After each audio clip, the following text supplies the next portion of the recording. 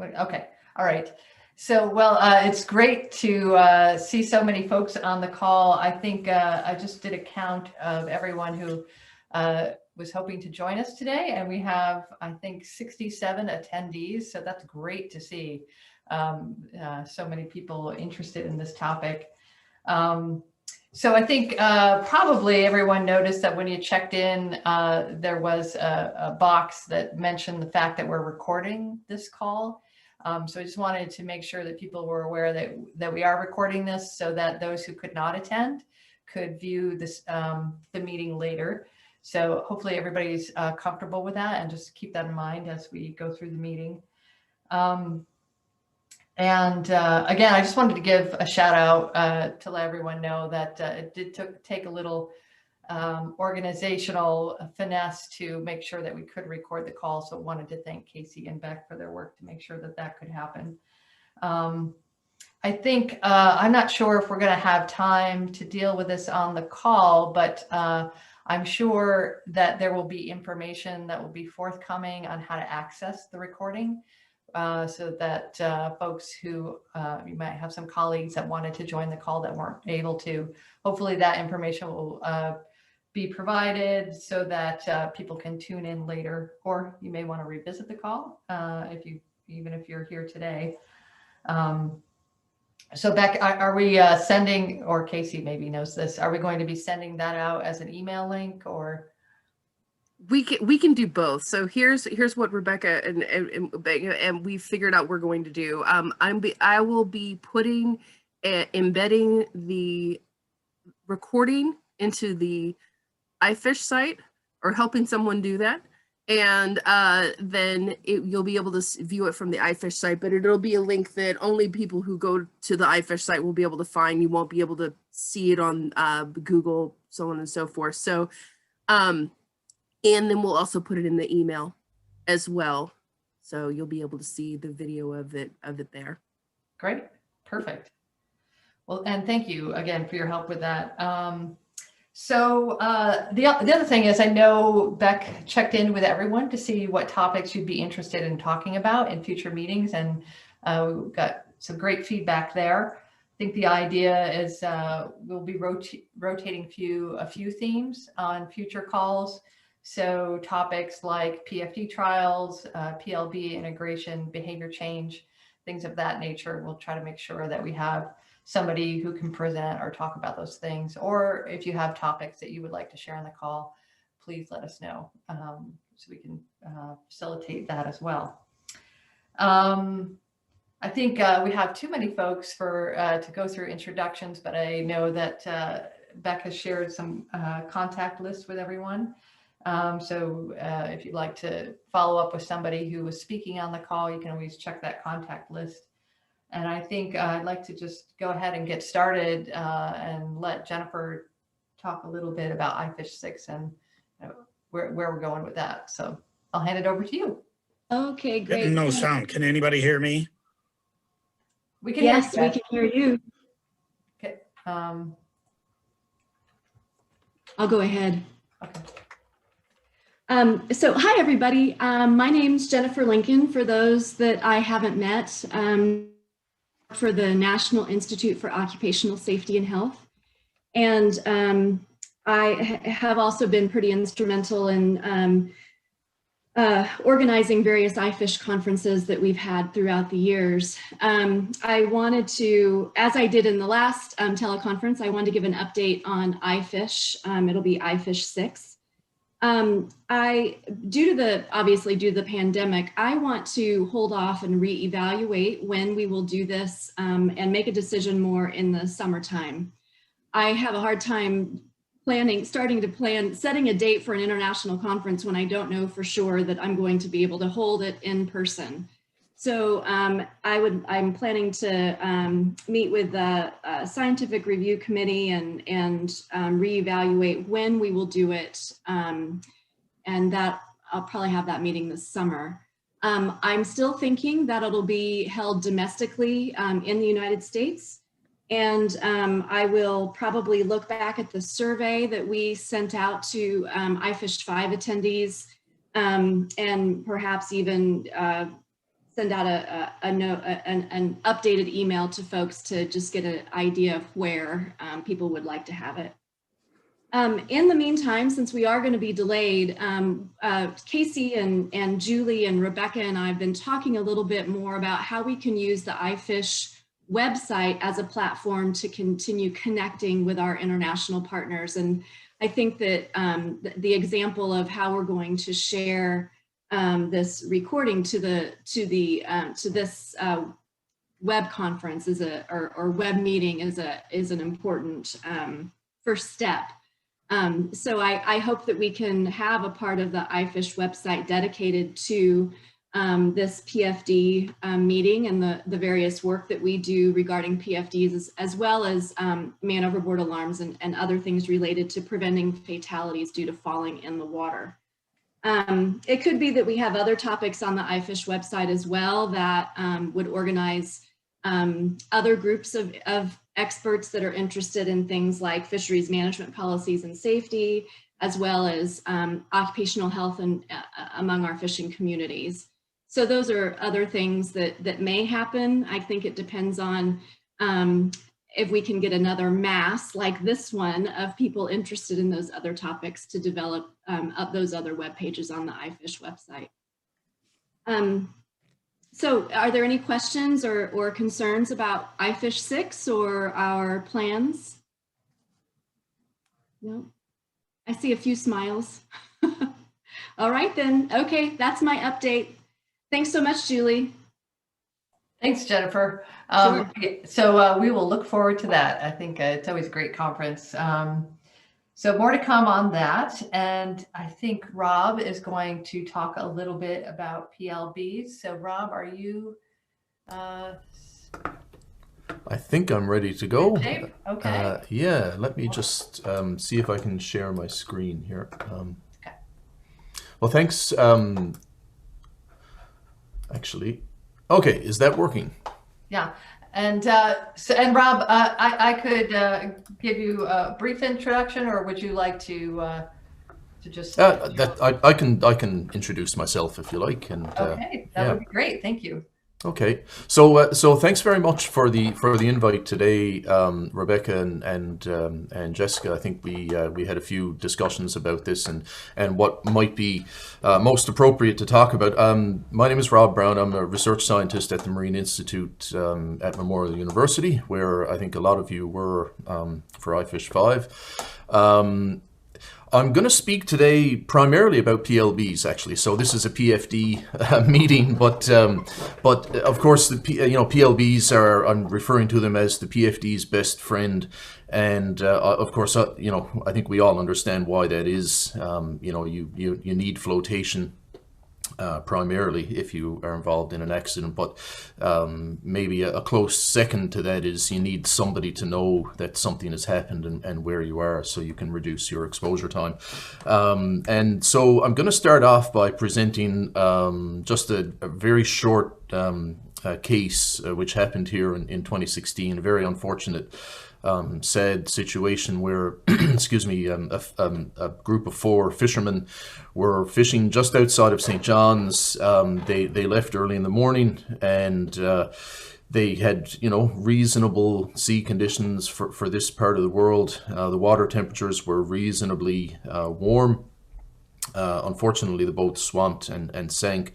All 4 fishermen were lost. Only 2 bodies were recovered. But one of the issues here is that even though they were spotted by another fishing boat and did not appear to be in harm's way, in the morning, they were not reported as overdue until mid-afternoon, and the first body was recovered at around supper time. They were located about 4 miles from the search and rescue base, so we had many resources, many people who could have assisted had they known that these poor men were in the water. And of course, the boat itself is not required to carry an EPIRB, and the fishermen were not required to wear PLBs. So nobody knew that there was potentially anything wrong until mid-afternoon when the overdue report was received. Feeding into this, a couple of years later, the Transportation Safety Board, which is the board in Canada that investigates accidents in the transportation industry, indicated that there was a spike in 2018 of deaths in the fishing industry, and they found that it was primarily due to a lack of flotation, and a lack of emergency signaling devices in the industry. So with this in mind, what I'm going to talk about is the research that we're doing to try and fill some gaps about our understanding of how well PLBs work in rough sea conditions and how usable they are in harsh environments. And for those of you who were here for iFish 5, the conditions here, even though we're at about the same latitude as Paris, we have essentially an Arctic climate here because we received the Gulf Stream. So right now the surface temperatures are below 0 degrees Celsius, so about maybe minus 1. I didn't check today, but the conditions are very cold, and we'll soon be receiving the Arctic ice and icebergs and all that stuff. So we need to know how well equipped, I guess, people are for being able to operate these devices. So if you have them, you need to have an expectation of its performance, you need to know how to use them, and you need to be able to actually use them. The reason we went looking at PLBs initially was because we've been doing some research with the offshore sector here to evaluate their rescue performance, and we used PLBs for many of those trials, and we noticed anecdotally that in cases where the sea conditions were rough, we had to be very close to where the PLBs were located before they were detected. So we thought we would go about doing some focused research just on that aspect. And then the more we talked to people and the more we started using PLBs, we saw that there could be some issues in activation as well. So I usually start the talk out by saying that, and it's probably not relevant for this group because I think you all know how important things like PLBs are. I in no way want to give an indication that they are there are major problems with these devices. They save lives around the world, every year. And sorry, I'm getting notifications on my screen. I don't know if you're seeing those as well. The devices save lives every year, and people should use them. This is just an attempt to provide additional information so that regulators and manufacturers and designers and users can have an optimal performance. So in a maritime survival situation, or I guess really in any survival situation, what are your needs? First and foremost, you need oxygen. And if you don't have oxygen, your survival time will be in the order of seconds to minutes. And this is, for astronauts, for people who may have to escape ditched helicopters that have overturned in the ocean, people who are scuba diving, as well as people exposed to smoke. The people in survival situations in the water are no different. You need to have oxygen. And of course, a PFD gives you this first line of defense. Now, next in level of importance is thermal protection. So, well, it could be thermoregulation, but in the context of hypothermia and cold water exposure and everything, let's just call it thermal protection. Without thermal protection, your survival time is in the range of minutes to hours. And there are many different ways where you can get thermal protection, but if you're an active fish harvester, of course, we all know you're not going to be wearing an immersion suit while you're working. And it's difficult to design something that actually is functional for work as well as survival. So this has always been a challenge, and I'm not sure if we'll ever come up with a suitable solution. But people are constantly innovating with different product types and everything. So hopefully we'll get there someday. Hydration, you need water. So if not, you will last for a period of hours to days, and then you need food. And without food, your survival time will be days to weeks. A PFD helps ensure that you have oxygen. So these are for the, the first two are what's relevant here today, I think, or most relevant. And so the PFD helps ensure that you have oxygen. And a PLB, if you do not have thermal protection, it gives you a better chance if you don't have it. So the PLB will reduce the search time, hopefully. What is a PLB and what does it do? You probably all know what this is and understand PLBs very well, but in case there's somebody who doesn't, in Canada, a PLB is a device that transmits on both.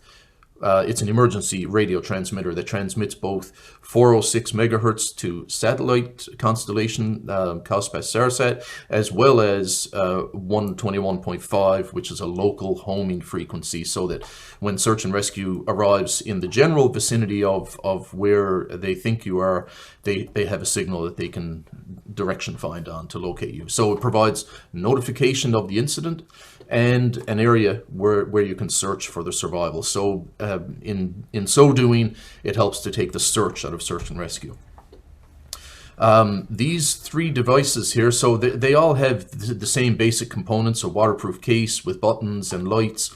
Some of them have sounds that indicate that they're operating, and they have a transmitter, an antenna, sorry. And they're used worldwide, so a device that I can use here in Eastern Canada, I can take with me if I go to Australia or New Zealand or anywhere in the world.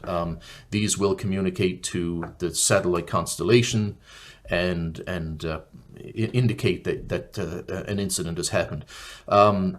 This is an example of one of the devices that would be used in a local search, so that you're provided with a heading, basically a relative direction in which to search, and this changes based on the strength of the signal and the location of the signal. So if we can better understand their usability and their performance in harsh conditions, then hopefully we can see improvements. So question number one here is, does sea state affect the detection range of PLBs? And if so, is it measurable? Is it significant? Are there things we can do to improve this? And so what we started with was ideal conditions, where we had a small rescue boat with a directional antenna and a mannequin in the water, weighted like a person, with PLBs and mounted on a PFD. Our PLBs were set to test frequencies, so we weren't alerting the search and rescue authorities by activating them. And the batteries were always in the fresh condition, and so we controlled the experiment as best we could. Now, the question is, the other thing we were wondering was how important is the antenna direction? So when the PLB is activated, or if you decide to activate, sometimes they will activate, of course, by design, but you have to press buttons to get them to actually transmit. But the antenna position is not a guaranteed thing, especially if it's something that you have to manually undo. So if the antenna is horizontal to the water, for example, that's not ideal. That's not the way they're designed to operate best. Vertical is the better orientation, but we have no guarantees that the antenna will be deployed in the optimal orientation. So we wanted to look at how much of an effect that has on the transmission, the detection range. So when you go from ideal to worse condition, where the radio frequency or the radio waves are maybe blocked by water or by spray or any other conditions, we want to see if we can measure how much of a reduction, or in fact, is it possible that in rougher conditions you actually get greater range, because in some cases your transmitter will be on the crest of a wave and your detector will be on the crest of a wave. So we did some sea trials in December of 2019. off the coast of St. John's, which is never a pleasant place to be that time of year. Excuse me, we did the testing from the Marine Institute's vessel, and we investigated the antenna orientation, the receiver antenna height, so on the top of the wheelhouse or on deck. And you might, those of you who know something about these devices, you might say, well, it's silly to do testing with your receiver antennas on the deck of the vessel. But what we were trying to do here was replicate the same height that we did our baseline tests from, so that we could make a direct comparison between the results. And of course, the sea conditions varied, and we obviously had no control over that. So we saw maximum wave heights of about 9 feet, 2.7 meters, which admittedly is not huge. We would have preferred, well, maybe my stomach wouldn't have preferred, but we would have preferred greater sea states than this. But this was this is what we were given when we had a vessel chartered. I'm just glad it wasn't calm. And then we compared our results to the baseline trials that we did, which were completely calm, completely clear. And down here you can see an example of a couple of the tracks that we did. So we would put the mannequin in the water, transmitting with the test conditions of either the antenna orientations and whichever transmitters we were going to look at, and then we sailed away until we lost the signal and went a little bit further to make sure that we still had lost the signal.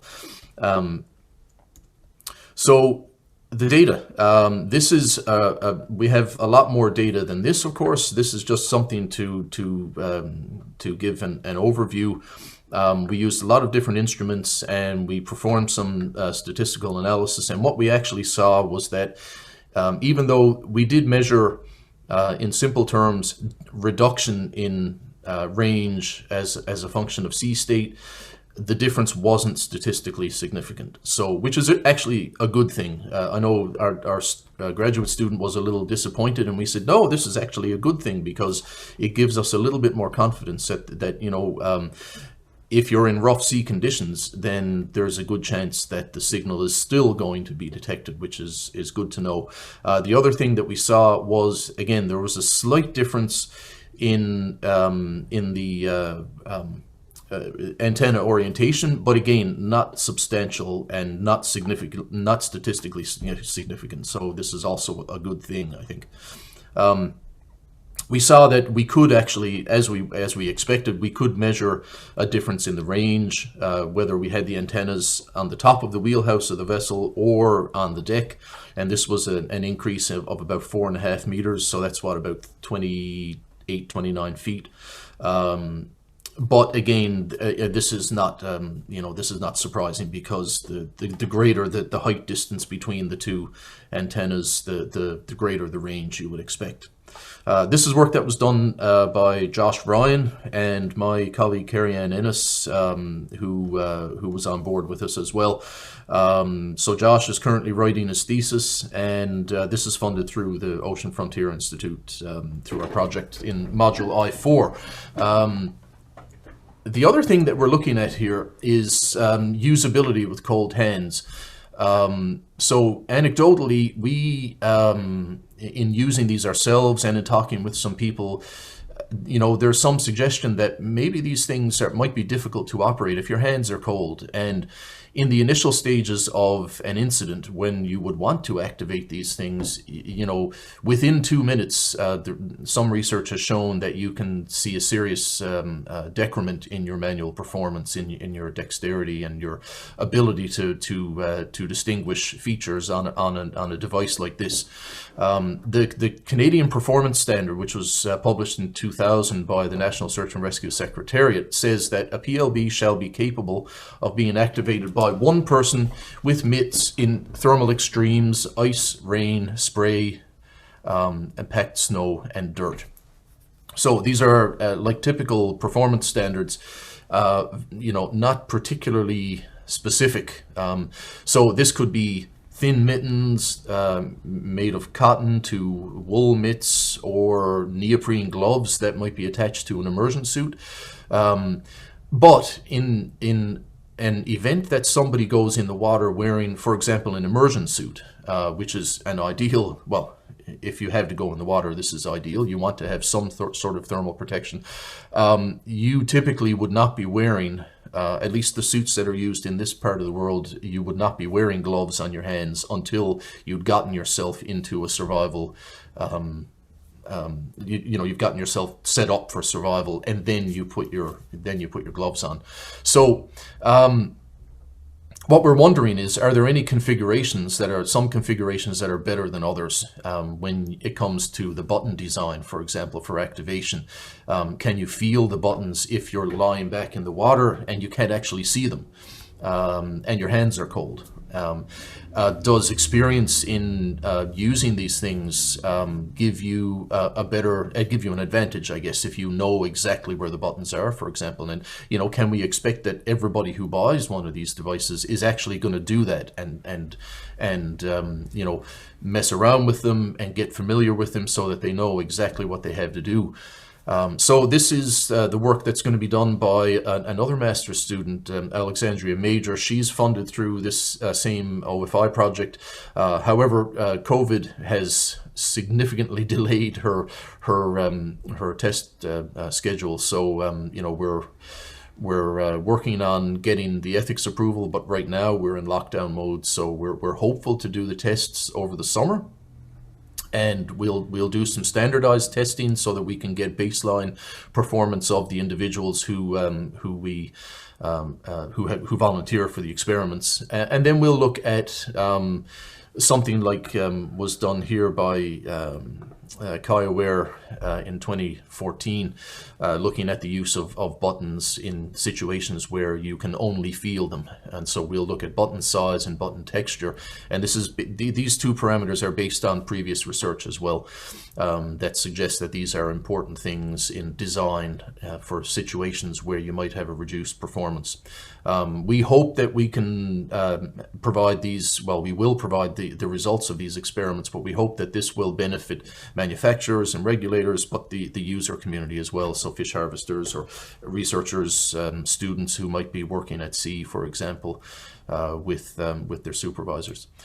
So just to sum it all up, I think I'm just at 20 minutes here now. So PLBs are obviously really important for alerting SAR and reducing the search time, and they're an integral part of the PFD arrangement. I don't want to say you can't have one without the other, but if you have both of these devices, then you are at a better starting position, at least, than if you had only one or neither, certainly. So our research suggests that the weather has actually a minimal effect on detection range, which is good news. The new research will suggest some optimal arrangements for usability in cold exposure situations, and of course we're keen to get some feedback and suggestions from all of you and any others who have an interest in this, because we just want to do something that's going to be useful here. And we presented some of this early work to the search and rescue community just over almost 2 years ago now, and got some great feedback about the detection and detection performance work. So any additional feedback is certainly welcomed, and of course integrating PLBs with PFDs. And as we get this work finished, we'll be sharing our findings. So we'll be publishing and we'll be trying to feed back the information into the training side of our business, as well as the user community, and making presentations to fish harvesters and through our local safety conferences and through iFish and so on. And hopefully it'll be useful to regulators and designers and manufacturers as well. So if anybody has any questions or any feedback, I welcome your discussion. Thanks, Rob. That was a great presentation and absolutely fascinating. As you point out, life jackets are only part of the problem. There are other aspects we need to be considering to ensure a successful rescue. So I think I'd like to open it up for discussion. Ed, I see your hand raised. Yeah, Rob, Ed Dennehy from Fishing Partnership Support Services in Massachusetts. I'm a safety instructor. I'm curious, in your research, are there examples of situations where PLBs actually malfunctioned or weren't activated? Did you come across anything like that? I haven't come across any of that. Now, it may be something that our students have dug through some of the accident investigation reports, but we've heard anecdotally from some people that, and we've actually seen it ourselves. Like, for example, when we use PLBs with our own people who know the devices, sometimes they've pressed the test button, for example, and thought they had activated the device, and when it flashed and gave the test sequence flashes and then stopped doing anything, they would radio and say, "Oh, we think your batteries are dead."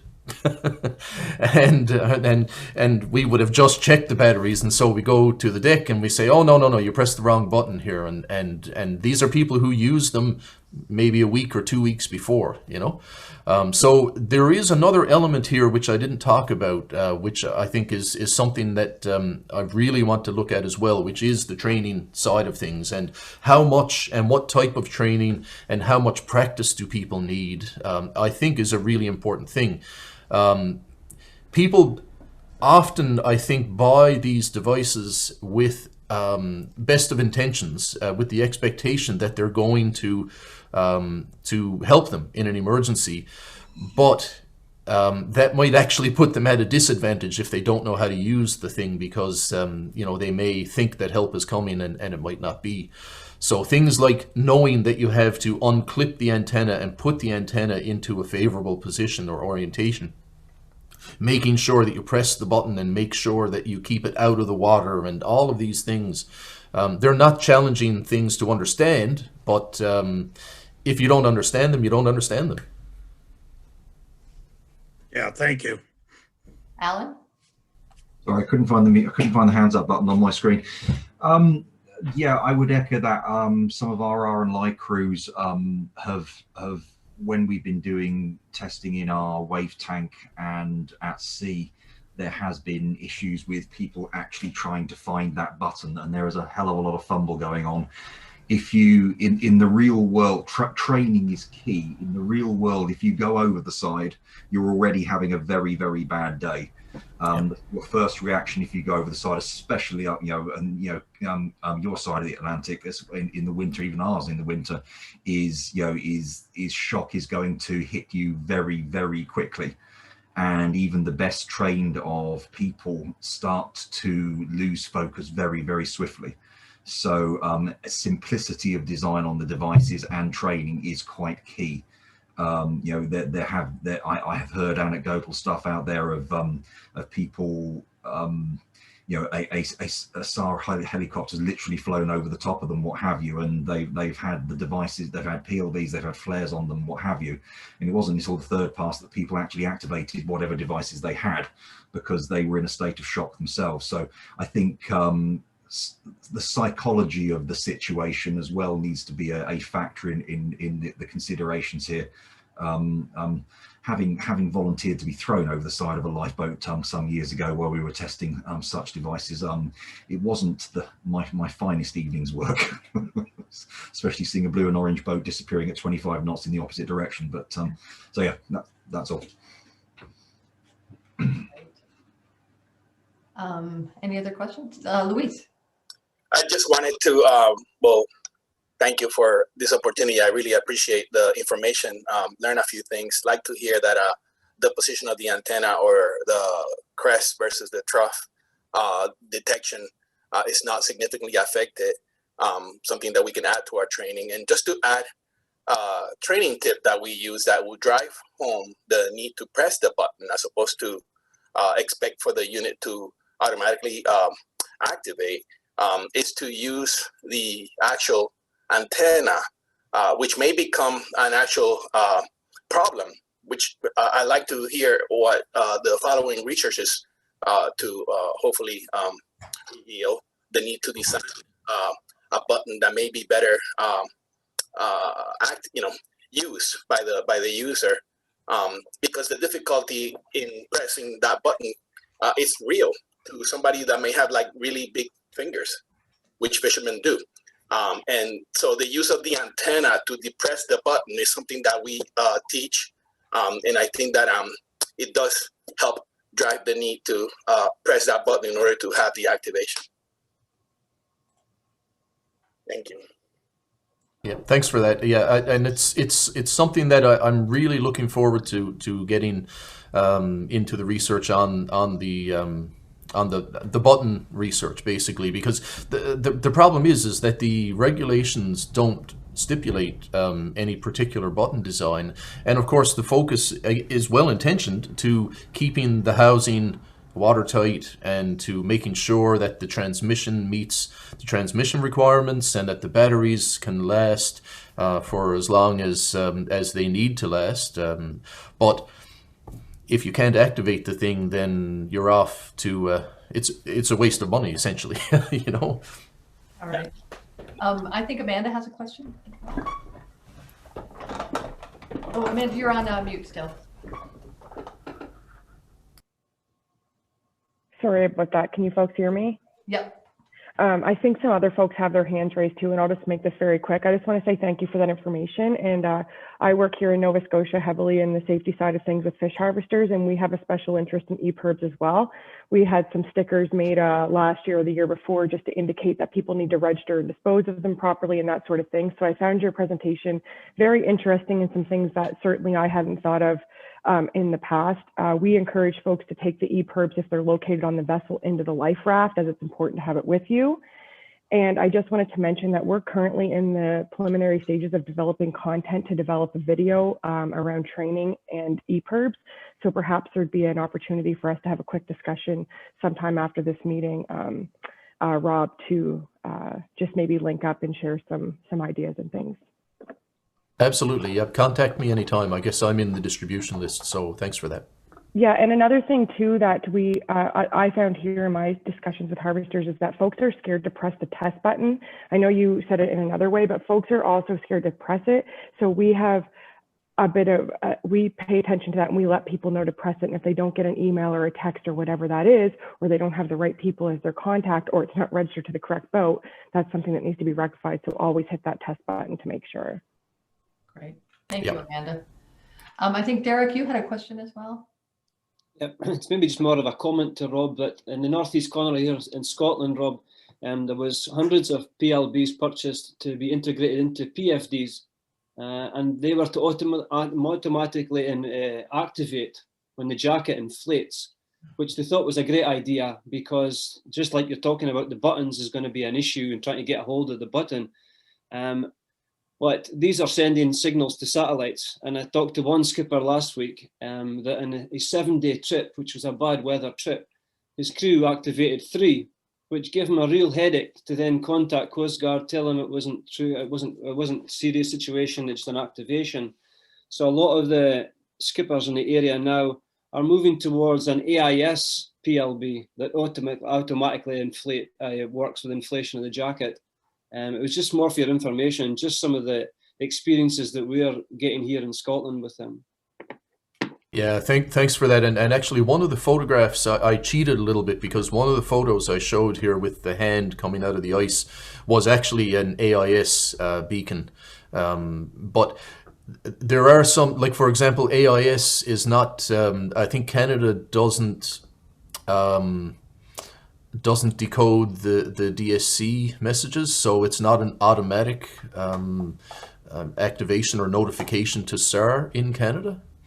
That probably is coming, but I don't know if anybody can confirm or refute my statement just then. But this is one of the other things that I hear a lot when I talk with people about these devices, is that you know, what I would consider to be a PLB is something that communicates to the satellite constellation primarily, and has worldwide usability, but AIS not necessarily.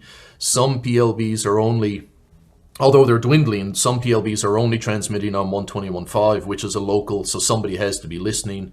And some of the other ones, which are subscription based, which are also useful, and you know, they have two-way communications, but they might not necessarily raise the action of the search and rescue community, which is really what I think is most important, is that once it's confirmed that it's a real situation, then SAR kicks into motion and starts trying to do something. And I think that really is key in this situation.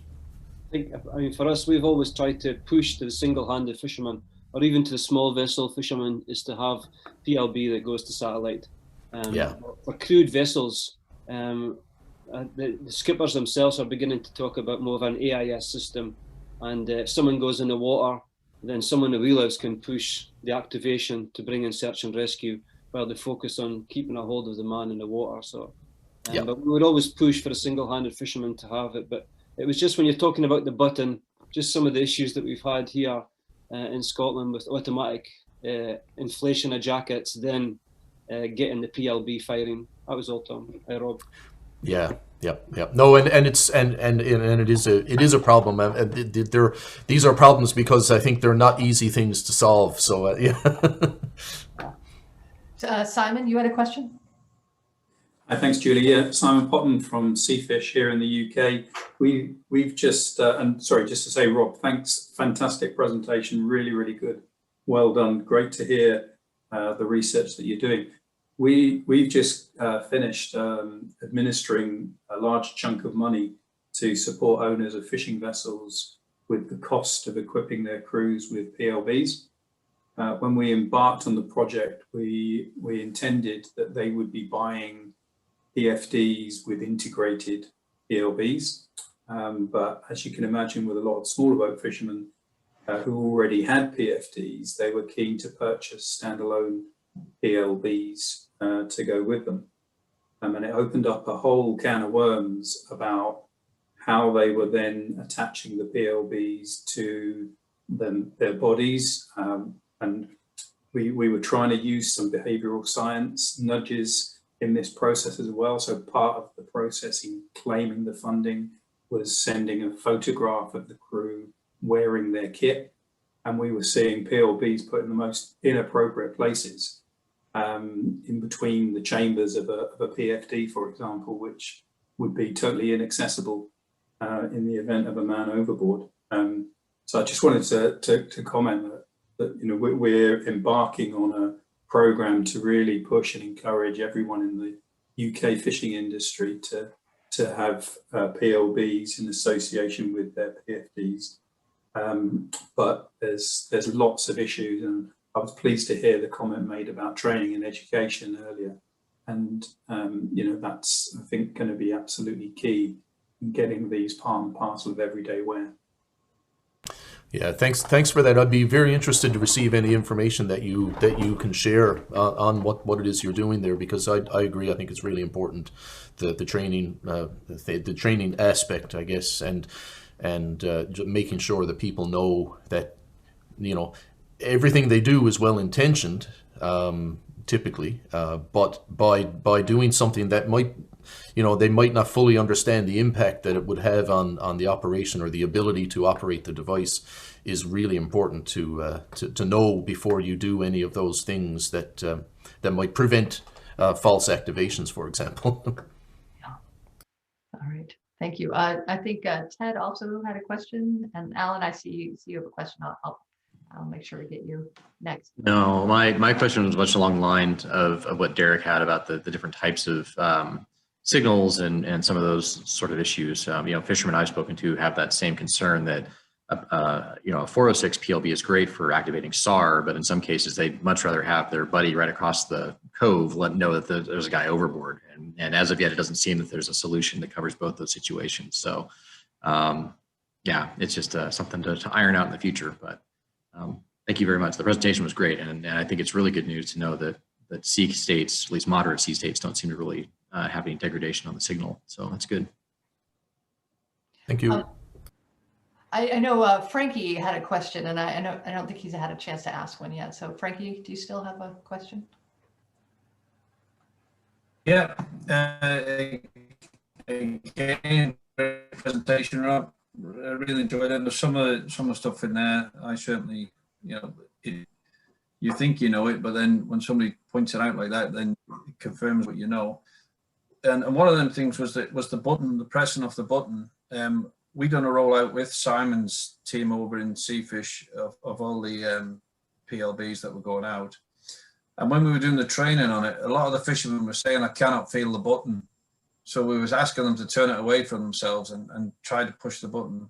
And one of the things the fisherman came up with, he said, can it not be made a little bit like the ball of a pen where I can feel it, push it into my finger? He said, at the moment, I'm just guessing that I'm triggering that unit.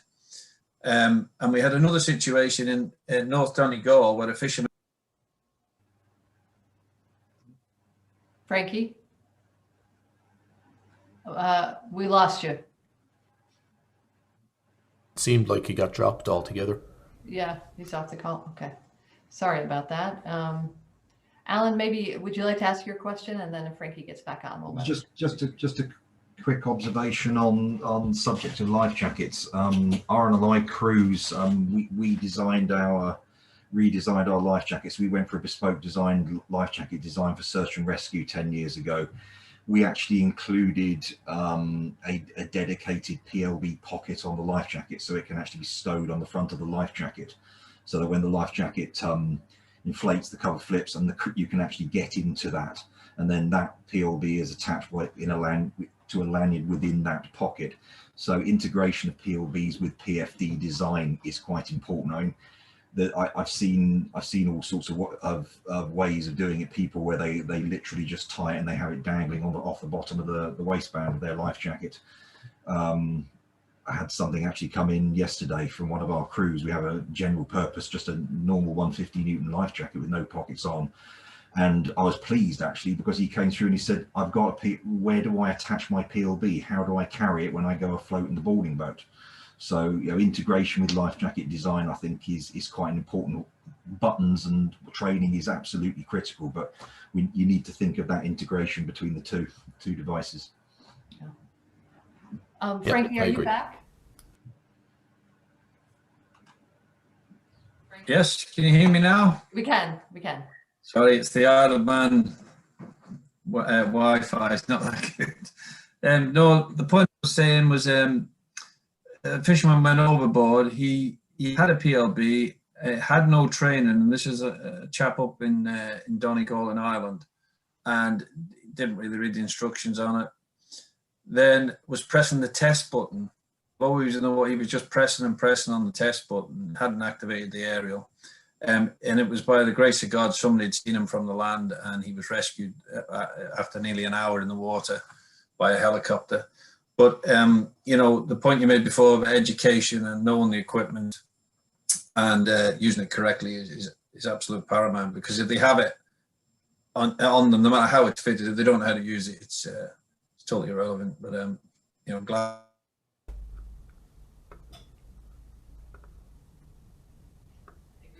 I've lost Frankie again. Rob, did you want to respond to that? Yeah, just one quick little thing. When it comes to the test button as well, we've noticed on some of the designs that the test button is actually much easier to feel than the activation button. So it's a really valid point, And I understand the reasons for that, because in most situations you're going to want to test the device, but when it comes to activating it, you may never, you probably never have pressed that button before. So it's a really simple thing, but sometimes it's the simple things that trip you up, in these situations. So yeah, good point. Does anyone else have a question or a comment?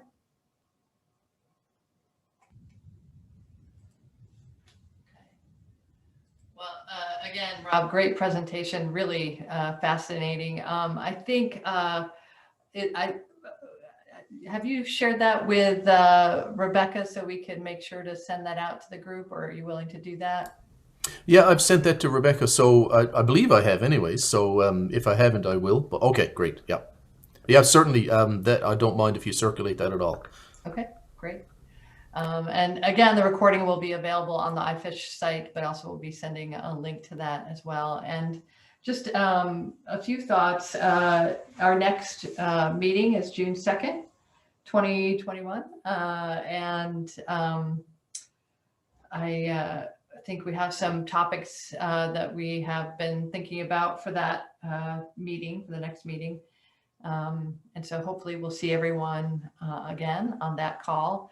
I guess if there are others who you think might be interested in joining that aren't currently on the listserv, let us know. We'll add them to the listserv. And I also wanted to just take a minute to thank Rebecca for pulling this together. It's a lot of emails and a lot of correspondence, but really nice to get everyone together and share what we know. So thanks. Thank you, Beck.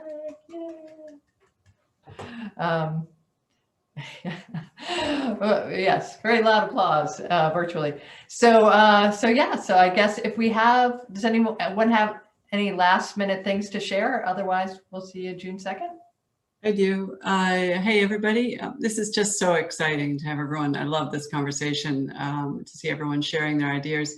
I wanted to introduce Rachel Eckert, who, can you just raise your hand and shake your hand there?